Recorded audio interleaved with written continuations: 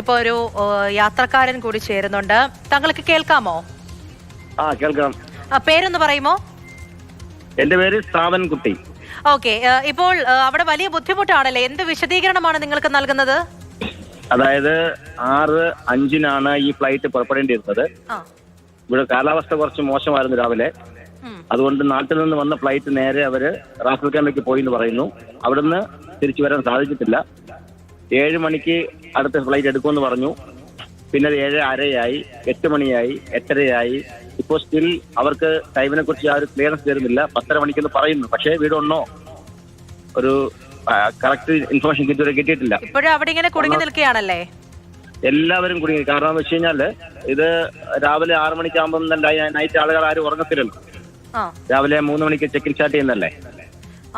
അതെ, സ്വാഭാവികമായിട്ടും എന്തെങ്കിലുമൊക്കെ പ്രശ്നമുണ്ടെങ്കിൽ ഇപ്പോൾ അധികൃതരുടെ ഭാഗത്ത് നിന്ന് മറ്റ് പകരം സംവിധാനം അല്ലെങ്കിൽ നിങ്ങൾ അവിടെ കുടുങ്ങി നിൽക്കുകയാണ്, വെള്ളം ഉൾപ്പെടെയുള്ള അങ്ങനെയുള്ള സൗകര്യങ്ങളൊക്കെ ഒരുക്കേണ്ടതല്ലേ? എന്തെങ്കിലും ചെയ്തു തരുന്നുണ്ടോ?